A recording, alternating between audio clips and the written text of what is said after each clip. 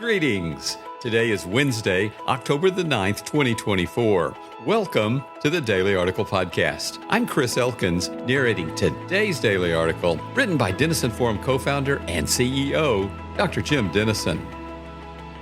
Hurricane Milton made landfall in Florida last night as a Category 3 storm. More than 3 million people are without power this morning. The roof of the Tampa Bay Rays ballpark in St. Petersburg was ripped to shreds by the fierce winds. The storm spawned powerful tornadoes across the state, resulting in loss of life and damaging over 100 structures. The hurricane has now moved into the Atlantic. Storm surge will inundate parts of Florida's east coast. It will take days to know the ultimate damage from this once-in-a-century disaster. At times like this, I struggle to know what to say that could help. Whether it's the latest natural disaster, the devastation of war, a mass shooting, or any other cataclysmic event, words feel so inadequate in response. I can encourage you to join me in praying for the victims of Hurricane Milton with grateful knowledge that God can do what humans cannot. I can hopefully help us grapple with the spiritual and theological issues that arise from such tragedies, as I've tried to do this week.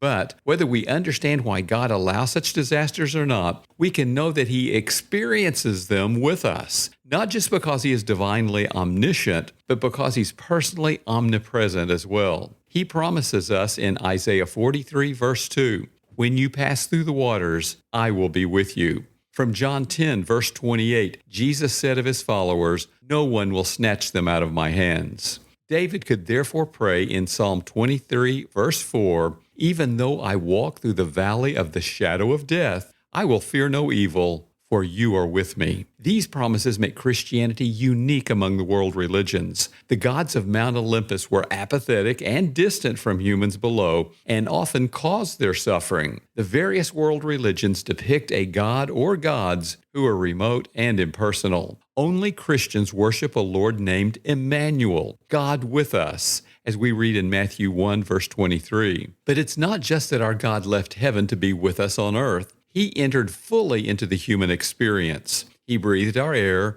walked our soil, faced our temptations, and felt our pain. But it's not just that our God entered humanity. He experienced the worst a human could face. Because He was sinless, as revealed in Hebrews 4, verse 15, He faced every kind of sin. As C.S. Lewis noted, quote, "We never find out the strength of the evil impulse inside us until we try to fight it." And Christ, because He was the only man who never yielded to temptation, is also the only man who knows to the full what temptation means, end quote. And because we know from Philippians 2, verse 8, that Jesus became obedient to the point of death, even death on a cross, He experienced the ultimate form of torture. You and I can literally not feel pain any worse than what He felt at Calvary. But it's not just that our God experienced the worst of our suffering.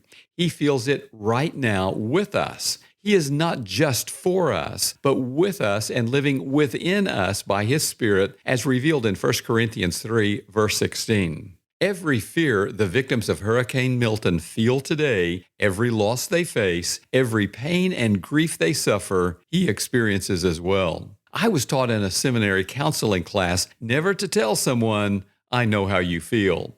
This is because even if your circumstances are similar to mine, I cannot know what you are feeling as you face them.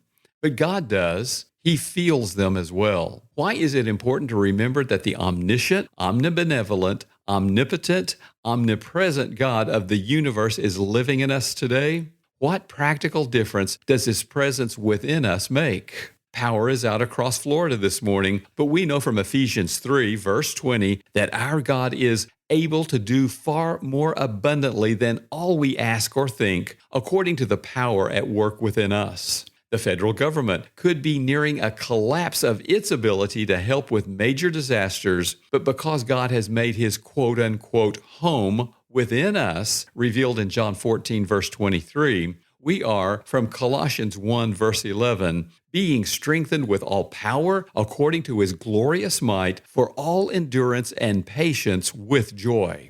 Many who face suffering feel alone in their pain, but Romans 5, verse 5 teaches God's love has been poured out into our hearts through the Holy Spirit who has been given to us. Temptation can seem too powerful to resist, but 1 John 4 verse 4 says, "He who is in you is greater than he who is in the world." The tasks we face can feel overwhelming, but we can work with all His energy that He powerfully works within us, as taught in Colossians 1 verse 29. All of God there is in this moment and in your heart. As a result, Charles Spurgeon assured us, "Your emptiness is but the preparation for your being filled, and your casting down is but the making ready for your lifting up." Will you trust your emptiness to your Father today?